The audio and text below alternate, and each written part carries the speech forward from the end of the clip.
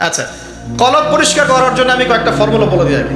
এটা সবার জন্য, এবং বিশ্বাস করেন এখন আমরা সমাজে যারা বসবাস করি বেশিরভাগ আমরা মৃত কলব নিয়ে বসবাস করি। বেশিরভাগ। যদি কলব জিন্দাই হতো তাহলে হক বাতিল চিনতে পারতাম না। যদি কলব জিন্দাই থাকতো তাহলে কি দুনিয়ার এই মোহের মধ্যে ব্যস্ত থাকি? যদি কলব জিন্দা থাকতো সারাদিন তাহলে দুনিয়ার ফিকিরে ব্যস্ত থাকতে পারি। যদি কলব জীবিতই থাকে তাহলে কাউকে দাফন করার পরে দুনিয়াবি খোশ গল্পে কেউ মত্ত হতে পারে। যদি কলব জিন্দা থাকে তাহলে কেউ মানুষকে ঠকাতে পারে, মাপে কম দিতে পারে, কেউ কি গোপনে পাপ করতে পারে, কেউ কি অন্যের সম্পদ আত্মসাৎ করতে পারে। কলব জিন্দা থাকলে কেউ সুদ খায়, কলব জিন্দা থাকলে কেউ জেনা করে, কলব জিন্দা থাকলে কেউ এরকম নোংরা কনসার্টে যেতে পারে। অতএব বুঝতে পারছি এইসব পরিস্থিতি দেখে যে আমাদের বেশিরভাগের কলব কি মৃত, নিঃসন্দেহে মৃত, কোনো সন্দেহ নাই।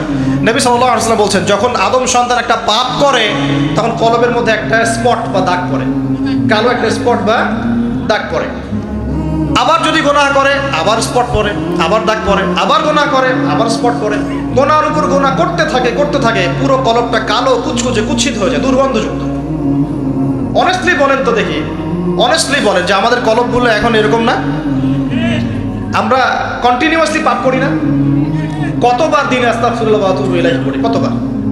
নবী সাল্লাল্লাহু আলাইহি ওয়াসাল্লাম এমন একজন ব্যক্তি যার আগের গুনাহ মাফ, পরের গুনাহ মাফ, তারপরেও তিনি দিনে 100 বার বলতেন আস্তাগফিরুল্লাহ ওয়া আতুবু ইলাইহি।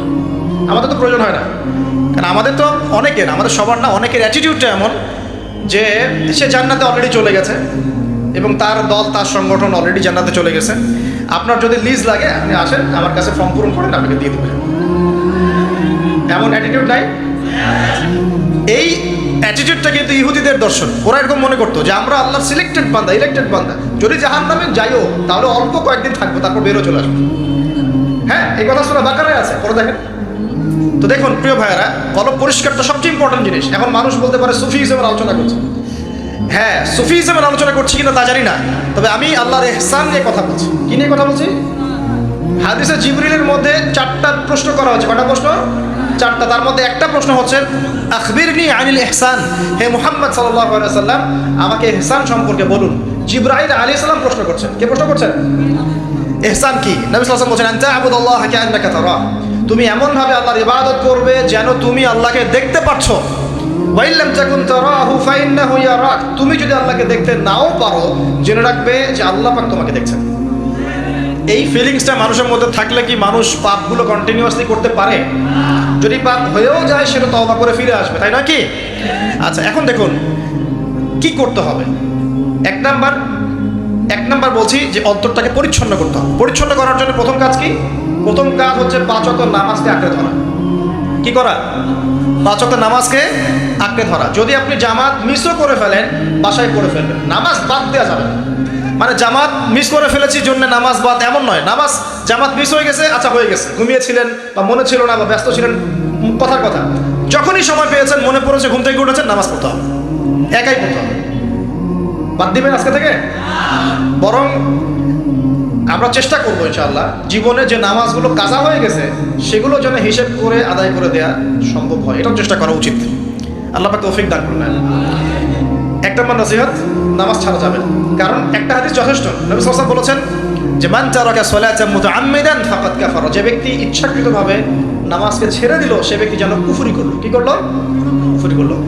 মুআয বিন জাবাল রাদিয়াল্লাহু আনহুর হাদিসে এসেছে নবী সাল্লাল্লাহু আলাইহি ওয়াসাল্লাম বলেছেন মান তারাকা সালাতান মুতাআম্মিদান ফাকাদ বারিআত মিন জিম্মাতিল্লাহ, যে ব্যক্তি ইচ্ছাকৃতভাবে তার উপর অর্পিত ফরজ নামাজ ত্যাগ করলো সে ব্যক্তি আল্লাহ পাকের জিম্মেদারি থেকে মুক্ত হয়ে গেল, তার উপর আল্লাহর কোনো জিম্মেদারি নাই। প্রথম নসিহত, যদি অন্তর পরিচ্ছন্ন করতে চাই নামাজ। মনে থাকবে ইনশাআল্লাহ। আল্লাহ আমাকে তৌফিক দান করুন, আপনাদের সবাইকে তৌফিক দান করুন। 2 নম্বর, বেশি বেশি কোরআন তেলাওয়াত। বেশি বেশি কি? কোরআন তেলাওয়াত। কোরআন তেলাওয়াতের কোনো বিকল্প নেই, কিছু শিখেন। 1 নম্বর সূরা ফাতিহা, 2 নম্বর সূরা ফালাক নাস ইখলাস 3 বার করে সকাল সন্ধ্যা।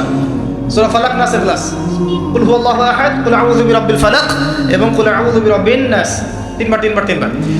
সূরাতুল কাফিরুন ঘুমানোর আগে 1 বার, সূরা হাশরের শেষ 3 আয়াত, সূরা বাকারার শেষের 3 আয়াত, ঠিক আছে?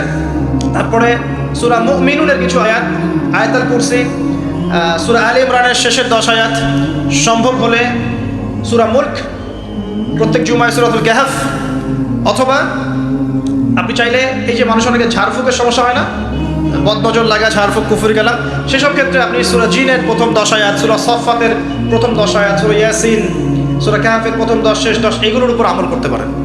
ইনশাআল্লাহ দেখবেন আপনার জীবনে বরকত আসবে।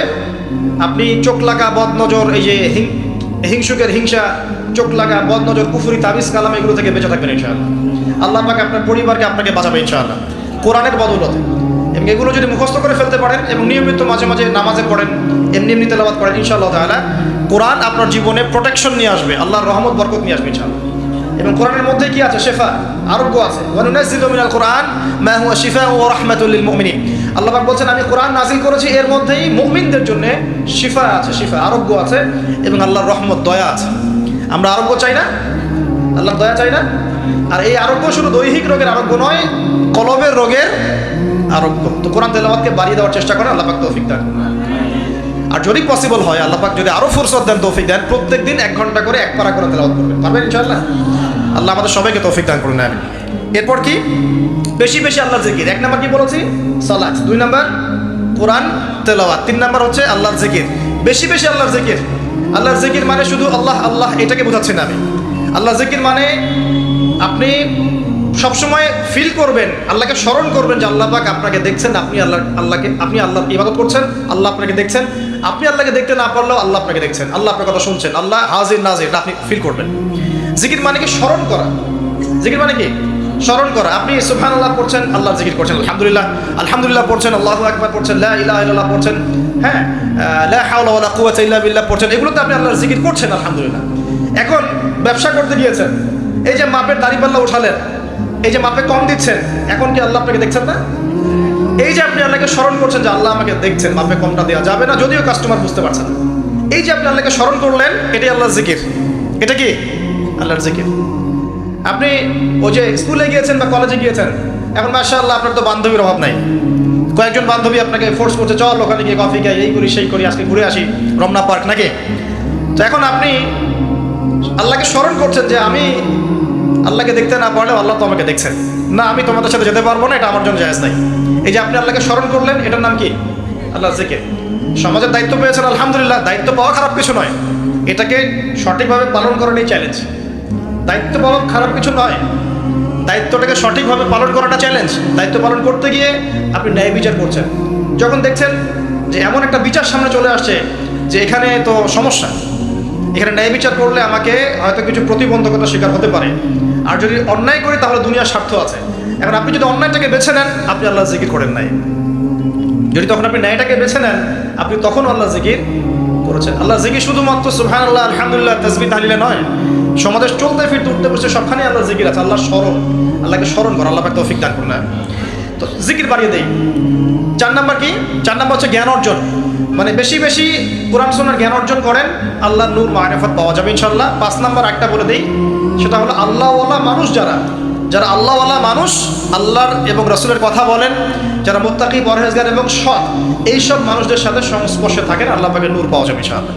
আর 5টা কথা বললাম খালি, অনলি 5টা।